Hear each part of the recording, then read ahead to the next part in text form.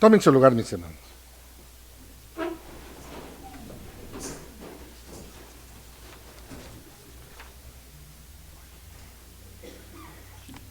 Hay algo curioso que ocurre cuando las personas cuentan una experiencia importante en su vida. Al principio a veces no saben cómo explicarla, empiezan con frases simples, incompletas, incluso torpes, pero mientras más la cuentan, algo se va aclarando dentro de ellos. A veces ocurre en una conversación familiar, alguien por lo regular ha escuchado cuando les están platicando con alguien que les diga, no sé cómo explicarlo, ¿sí? Muchas veces son transformaciones de la vida que, aunque no las entendemos, sabemos que sí han acontecido. Y mientras hablan, mientras más la comentan, empiezan a entender mejor lo que han vivido. Eso sucede en el Evangelio del día de hoy. El relato del ciego de nacimiento en el Evangelio según San Juan, capítulo 9, versículos del 1 al 41, no es solamente una historia de sanidad, es la historia de una fe que va creciendo. Una fe que no aparece completa desde el principio, una fe que se va formando mientras el hombre intenta explicar lo que le ha pasado. Y eso también se parece seguramente mucho a nuestra historia de fe. Vamos ahora.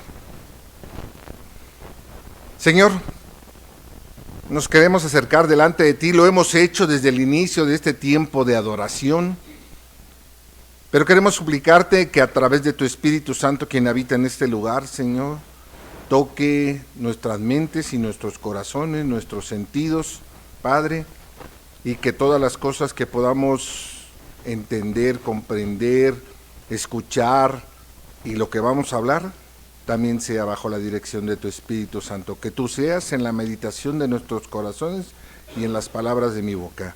En el nombre de Jesús te lo pedimos. Amén. Amén. La historia que leímos el día de hoy tiene cierto trasfondo. No vamos a hacer la historia muy larga, pero fíjense que los discípulos preguntan si la ceguera del hombre se debía al pecado de ese hombre o al pecado de sus padres. Era una creencia judía de que todo sufrimiento era consecuencia directa de algún pecado. Incluso en aquellos tiempos había algunos rabinos que enseñaban la posibilidad de pecar antes de nacer o la preexistencia del pecado en el alma. También se pensaba que los hijos podían sufrir por los pecados de sus padres, y esta forma de pensar tendía a exagerar la relación directa entre el pecado personal y el sufrimiento. Y esto todavía hace unos 30, 40, 50 años todavía lo alcanzábamos a escuchar. Pero lo que a lo mejor pasamos desapercibido en este pasaje es la fe de ese hombre ciego.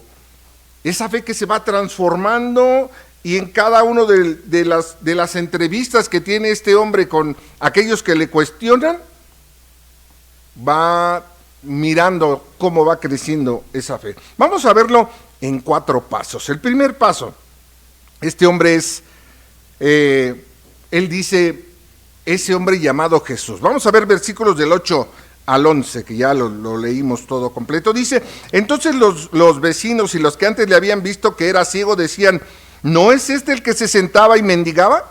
Unos decían, él es, y otros, a él se parece. Él decía, yo soy. Y le dijeron, ¿cómo te fueron abiertos los ojos? Respondió él y dijo, aquel hombre que se llama Jesús, hizo lodo, me untó los ojos y me dijo, ve al Siloé y lávate. Y fui y me lavé y recibí la vista. Cuando el hombre vuelve viendo, los vecinos le preguntan qué ocurre y él responde, él dice, ese hombre llamado Jesús, dice. Y eso es todo lo que el ciego sabe. Hasta ahí es lo único que él entiende, es lo único que él tiene de conocimiento sobre Jesús. Dice ese hombre. Para el ciego, Jesús solamente es un hombre. No sabía explicar nada más. No tiene un discurso religioso elaborado, solo cuenta lo que está viviendo o lo que vivió. Pero mis hermanos, aunque parezca simple y llano ese comentario, es ya importante.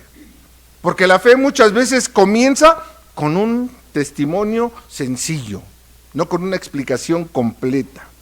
Si nosotros miramos en nuestra historia de fe, al principio cuando nosotros dentro de ese caminar fuimos creciendo, muchos de nosotros no explicábamos o no sabíamos cómo explicar qué había ocurrido en nuestra vida. En el Evangelio según San Marcos, cuando Jesús libera al endemoniado gadareno, le dice: vete a tu casa con los tuyos y cuéntales todo lo que el Señor ha hecho contigo. ¿Qué fue lo que le pidió Jesús al endemoniado ya liberado que hiciera? ¿Que diera una clase de teología? No, ¿verdad? Le dijo nada más que contara su experiencia. ¿Cuántos de ustedes han contado su experiencia a la gente? A ver, levante su mano. Es algo que debemos, algunos le decimos así, otros le decimos así, algunos le dicen, no, nadie le dice así, ¿verdad? Levantamos. Mis hermanos, cuando nosotros tenemos la seguridad de lo que hemos creído y en quién hemos creído,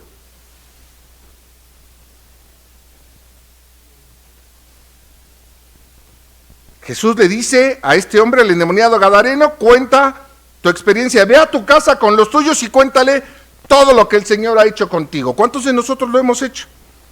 Aquí en el santuario tenemos tantas historias de conversiones como cabezas hay el día de hoy. Vidas que han sido transformadas 180 grados completamente de lo que eran a lo que el Señor convirtió, hasta aquellos que el día de hoy todavía se encuentran en ese comienzo de su proceso. También el apóstol Pedro lo diría más tarde en el libro de los Hechos, cuando los sacerdotes y los ancianos le pidieron a Pedro y a Juan que dejaran de enseñar en el nombre de Jesús. Pedro les contestó: nosotros no podemos dejar de hablar de lo que hemos visto y oído. Mis hermanos, pongan atención a esto, porque para la actividad del día de hoy en la tarde es muy importante. La fe, mis hermanos, comienza contando lo que Dios ha hecho en tu vida, aunque no sepamos explicarlo cómo. Repito, la fe comienza contando lo que Dios ha hecho en tu vida, aunque todavía ni siquiera sepas cómo explicarlo. Segundo punto, seguimos, versículos 16 y 17. El primer paso decía el ciego: ¿quién es ese? Y su nombre. Yo solo sé que es su nombre, decía al principio. Versículos 16 y 17 dice la palabra de Dios: entonces algunos de los fariseos decían: este hombre no procede de Dios, porque no guarda el día de reposo. Otros decían: ¿cómo puede un hombre pecador hacer estas señales? Y había disensión entre ellos. Entonces, volviendo a decir al ciego: ¿qué dices tú del que te abrió los ojos? Y él dijo: ya no es su nombre, ¿sí? Ya no agarró y les dijo: que les dije que es su nombre, ¿no? Él agarra y les dice que es profeta. Este hombre fue llevado a los fariseos, lo interroga nuevamente y su respuesta cambia. Ya no dice un hombre, ahora dice: es un profeta. Algo ha crecido en él. Al repetir su historia, al defender lo que le ocurrió, su comprensión empieza a profundizarse. Ahora percibe en Jesús algo más que un simple hombre. Y esto refleja algo muy bíblico y que es parte de nuestra vida, como decía yo hace rato.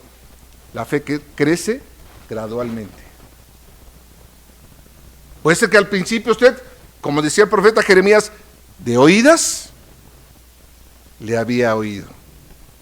El salmista también lo expresa en el libro de los Salmos cuando dice: gustad y ved que es bueno Jehová. Gustad. Cuando usted le dice: prueba esta manzana, prueba esta fruta, prueba este platillo, degústalo. Usted no lo come y lo traga inmediatamente, sino lo deja en su boca y dice: tiene un sabor tal, tal, tal. Cuando dice el salmista: gustad No le está diciendo simple y sencillamente apréndaselo de memoria. Disfrútelo, convívalo, vívalo y vean que es bueno Jehová. Primero se experimenta y después se estará comprendiendo. Podríamos tomar la frase del apóstol Pablo en 1 Corintios capítulo 13, versículo 12, cuando él dice con toda sinceridad: ahora conocemos a Dios de una manera no muy clara, dice. Así como lo vemos, a lo mejor no lo podemos explicar, no sabemos exactamente cómo se da. Pero mis hermanos, segunda conclusión de este punto, o de este punto, la conclusión de este segundo punto, la fe va madurando poco a poco, sin presiones, pero a través de un encuentro sincero y verdadero con Dios. Repito, la fe madura poco a poco, sin presiones, pero con un encuentro sincero y verdadero con Dios. Tercero, si no viniera de Dios, dice por ahí el ciego. Versículos del 30 al 34, sígalo con su vista, del 30 al 34. Dice: respondió el hombre y les dijo: pues esto es lo maravilloso, que vosotros no sepáis de dónde sea, y a mí me abrió los ojos. Y sabemos que Dios no oye a los pecadores, pero si alguno es temeroso de Dios y hace su voluntad, a ese oye. Desde el principio no se ha oído decir que alguno abriese los ojos a uno que nació ciego. Si éste no viniera de Dios, nada podría hacer. Y ya dice, respondiendo, le dijeron: tú naciste del todo en pecado y nos enseñas a nosotros. Y que se enojan y que lo expulsan. Mis hermanos, la discusión continúa. Los fariseos lo que buscan es desacreditar a Jesús. Pero el hombre responde con una reflexión sorprendente. Dice: si éste no viniera de Dios, no podría hacer nada. Ya no era un hombre, ya no era solamente un profeta. No sé ustedes, pero a mí me impresiona este diálogo, porque tal vez a lo mejor no lo hemos mirado con detalle, pero este hombre ciego, que nada tenía que ver con la fe, antes mendigaba, se dedicaba a lo suyo, estaba involucrado solamente en sus quehaceres, y ahora empieza a razonar sobre Dios. Usted conoció, y a lo mejor no entendió cómo fue esa transformación en su vida, cambió. Después empezó a conocer y empezó a conocer quién era Jesús, quién era Dios. A lo mejor usted estaba involucrado en todos sus quehaceres, en sus actividades diarias, en su profesión, en todo lo que realiza diariamente, pero cuando esa fe empezó a transformarle, usted empezó a razonar en Dios. ¿Por qué? Porque está intentando entender lo que le ha pasado. Y esto nos debe recordar una enseñanza muy importante que encontramos en la primera carta del apóstol Pedro, capítulo 3, versículo 15, y que dice: estad siempre preparados, ¿qué? Ayúdeme a buscarlo. Primera de Pedro, capítulo 3, versículo 15. Quien lo tenga, por favor, ayúdeme dándole lectura. Primera de Pedro 3, 15.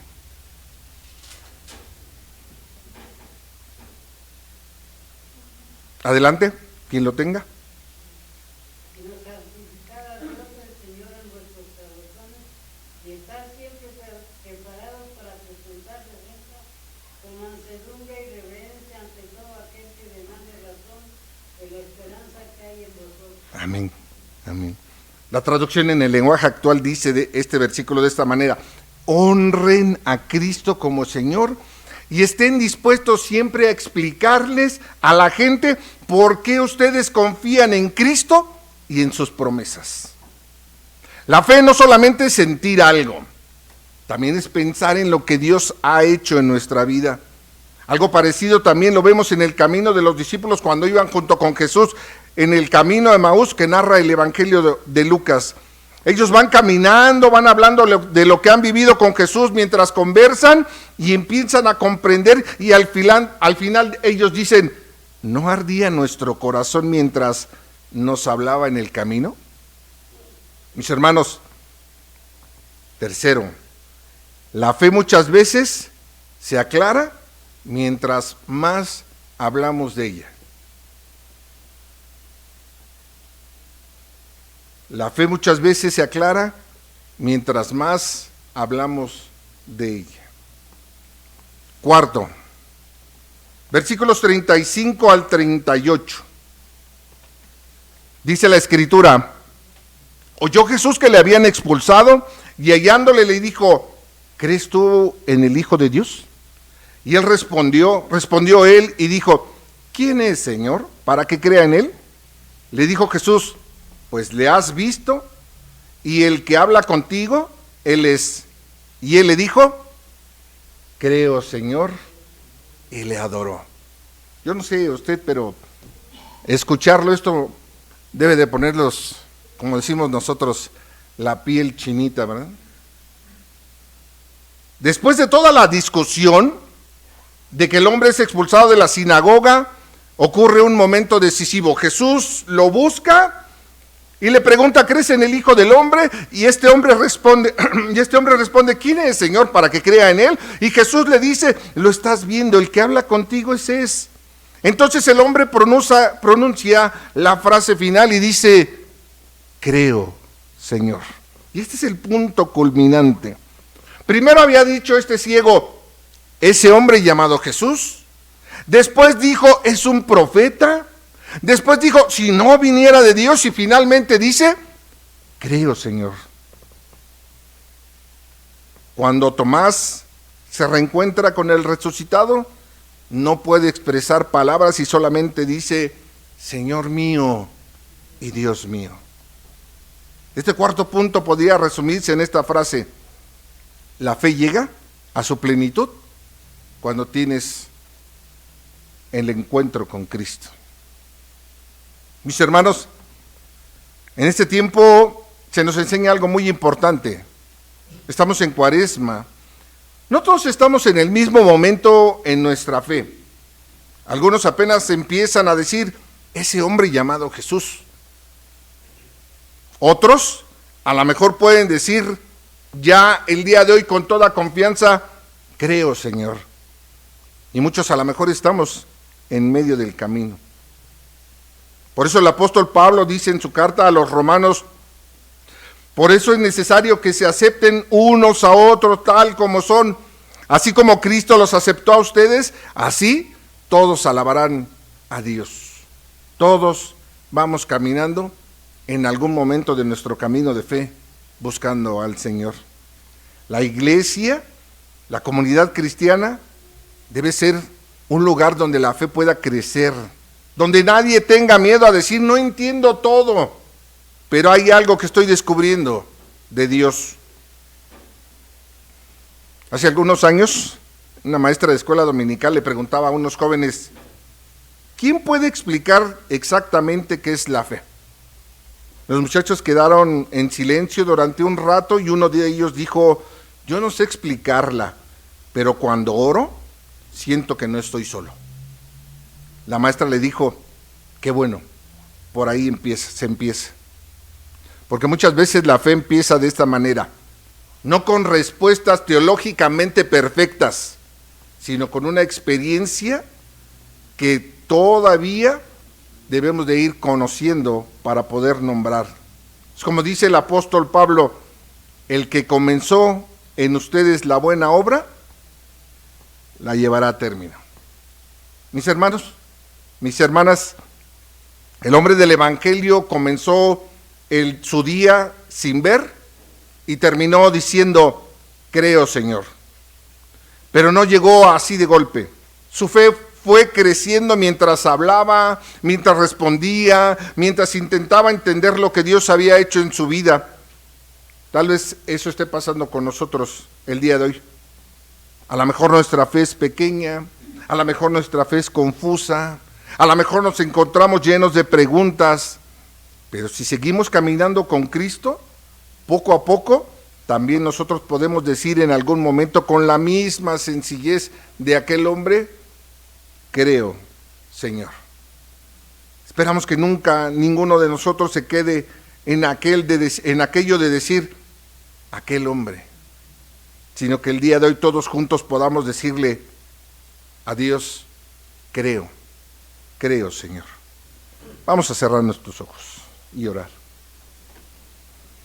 Padre, el día de hoy te queremos pedir que transformes la fe que tú has puesto en nuestros corazones, Señor, de manera que podamos confesar con todo nuestro corazón que cada uno de nosotros creemos en ti, Padre. Te queremos pedir también, Señor, que aquellos de nuestros hermanos y hermanas que estarán por la tarde, Señor, en esta campaña, tú toques su mente, su corazón, Señor, y que les des palabra para todos aquellos, Señor, que atraviesen en su camino, mi Dios. Fortalece su fe, permítele, Señor, que puedan mostrarse confiados y seguros, Señor, de que en quien han creído y que al Rey de Reyes y Señor de Señores están sirviendo. Gracias por la vida de todos y cada uno de ellos, a los que has preparado, Señor, a los que estás preparando y a los que prepararás, mi Dios, para hacerte útiles en tu obra. Gracias te damos, Señor. Aumenta nuestra fe hasta el grado que todos y cada uno de nosotros juntos podamos decir, creo en ti, Señor. Oramos en el nombre de Jesús. Amén. Amén. Dios les siga bendiciendo, mis hermanos.